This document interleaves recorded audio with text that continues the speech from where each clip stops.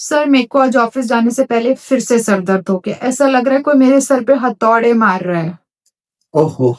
ये आपका सर दर्द हमेशा आप बताते हैं कि तेज़ धूप में निकलने से सर दर्द होता है, खाली पेट रहने से सर दर्द होता है। ऐसा लगता है कि सर में एक तरफ कोई हथौड़ा मार रहा है, तेज़ आवाज़ से चिड़चिड़ापन रहता है। हो सकता है ये नॉर्मल हेडेक नहीं हो, ये एक माइग्रेन के सिम्पटम्स हो। जी हाँ, आज हम जानेंगे माइग्रेन हेडेक के बारे में। माइग्रेन हेडेक एक प्राइमरी हेडेक होता है, जिसमें हेडेक खुद एक बीमारी है। आज हम बात करेंगे माइग्रेन के बारे में इन डेप्थ।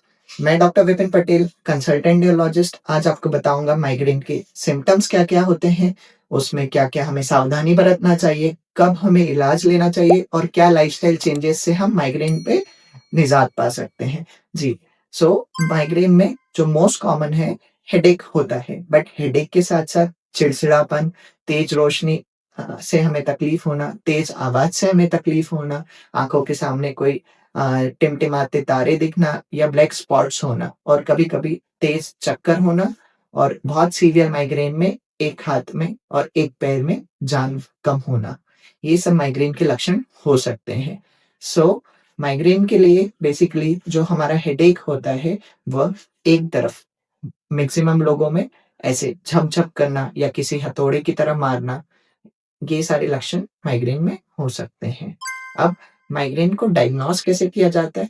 माइग्रेन बेसिकली उसके लिए कोई हमारे पास ब्लड टेस्ट नहीं है, ना ही हमारे पास कोई एमआरआई है जिसमें हम माइग्रेन को डायग्नोज़ कर सकते हैं। उसमें आपके जो सेट ऑफ सिम्पटम्स है, उसमें क्या तकलीफ हो रहा है, कितने समय से हो रहा है, उल्टी, जी मचलाना होता है या किसी चीज़ से ये ट्रिगर होता है, उस बेसिस पे इस हेडेक के कैरेक्टर्स को आप जब हमें बताते हैं, तो हमें पता चलता है ये माइग्रेन है या नहीं है या कोई और हेडेक है। माइग्रेन को हम डायग्नोज़ क्लिनिकल बेसिस पे करते हैं। जी, नाउ कम्स कि हमें माइग्रेन के लिए कब दिखाना चाहिए। माइग्रेन जब हमें हमारी लाइफ़स्टाइल को खराब करने लगे या उसका लंबा ट्रीटमेंट लेने का समय जब होता है, जब हमारे 1 महीने में जो माइग्रेन के हेडेक्स हैं, वो 5 से ज़्यादा हो और जो माइग्रेन हेडेक की इंटेंसिटी है, वो बहुत ज़्यादा हो। वो हमारी लाइफ़ को इम्पेयर करे, हमारे डेली काम-काज के तरीकों में, हमारी रोज़मर्रा की ज़िंदगी को अस्त-व्यस्त करे। इसीलिए अगर ऐसा कुछ हो रहा है, तो प्लीज़ आप एक किसी न्यूरोलॉजिस्ट से कंसल्ट करें और प्रॉपर ट्रीटमेंट लीजिए। अब बात करते हैं हम ट्रीटमेंट ऑप्शंस की कि माइग्रेन में क्या-क्या ट्रीटमेंट ऑप्शंस हैं। पहला जो रहता है हमें एक्यूट अटैक में जब माइग्रेन का अटैक आ रहा है, उसमें हम क्या दवाई लें, वो और इन अटैक्स की फ्रीक्वेंसी, इनकी ड्यूरेशन और इनकी इंटेंसिटी कम करने के लिए प्रोफाइलैक्सिस ऑफ माइग्रेन होता है कि वो हम कितने समय तक लेना है, क्या लेना है, उसकी अलग मेडिसिन्स होती है। और किसी-किसी केसेस में अगर हमें 2 या 3 दवाई से ये माइग्रेन की पर कंट्रोल नहीं मिल पा रहा है, तो हम कुछ आगे इंजेक्शंस मोनोक्लोनल एंटीबॉडीज़ जो माइग्रेन की पैथोलॉजी के अगेंस्ट बनाई है, ये एक नया ट्रीटमेंट है, वो भी हम ट्राई कर सकते हैं। और अगर बहुत सीवियर तकलीफ़ें हैं, अगर माइग्रेन आपकी ज़िंदगी को बहुत परेशान कर रहा है, आप बहुत सारा ट्रीटमेंट ले चुके हैं और फिर भी ठीक नहीं हो रहा, तो we also have option for botox in migraine, जिसके बारे में हम एक सेपरेट वीडियो में बात करेंगे। सो माइग्रेन का जब ट्रीटमेंट ऑप्शंस जो एक्यूट अटैक्स में होता है, उसमें कुछ हम एनाल्जेसिक्स प्रोवाइड करते हैं, जो हमें एक्यूट अटैक स्टार्ट होने के 1 घंटे के भीतर लेना होता है। अगर हम उसे ज़्यादा समय इंतज़ार करके रहते हैं, तो वो भी दवाई काम नहीं करती। देन कम्स प्रोफाइलैक्सिस, प्रोफाइलैक्सिस में हम कुछ मेडिसिन्स देते हैं, जो हमारी माइग्रेन की नसों को थोड़ा शांत करता है, उनकी सेंसिटिविटी कम करता है और आपके जीवन में हेल्प करता है। देन कम्स कि हम हमारी लाइफ़स्टाइल में क्या चेंजेस कर सकते हैं। तो 40% of your treatment is based on your lifestyle changes और 60% मेडिसिन से होता है। तो वो 40% भी बहुत इम्पोर्टेंट है, जितना आपका मेडिसिन्स इम्पोर्टेंट है। अब जो 40% लाइफ़स्टाइल चेंजेस में आते हैं, वो आते हैं हमारा 8 घंटे की प्रॉपर नींद होना।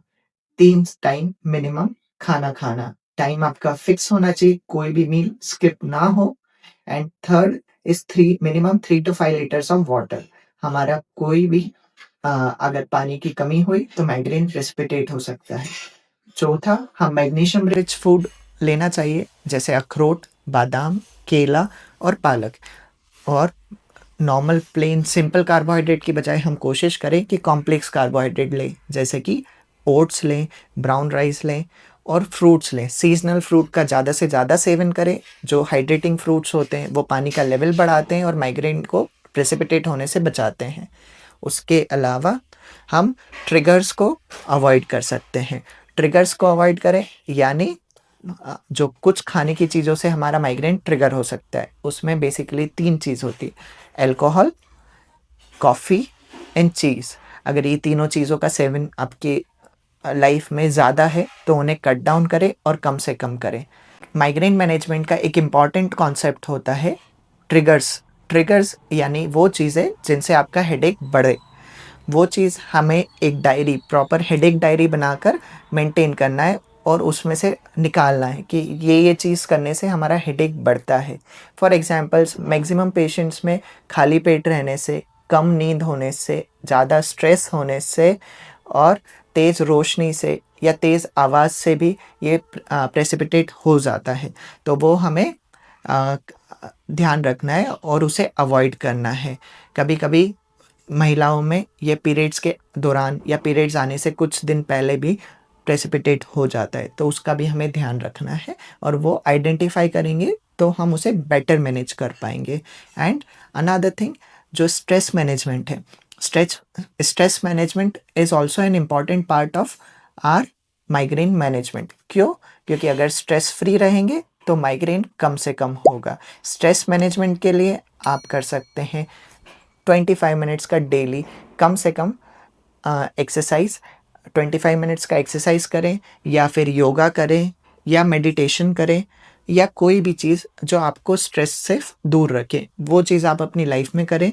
और physical activity at least 150 minutes per week आपको ब्रिस्क वॉक या कोई कार्डियक एक्सरसाइज या एरोबिक एक्सरसाइज हमें करना है। उससे आपका वेट भी कम हो जाएगा, आपकी लाइफस्टाइल भी मेंटेन होगी और माइग्रेन के अटैक्स भी कम होंगे।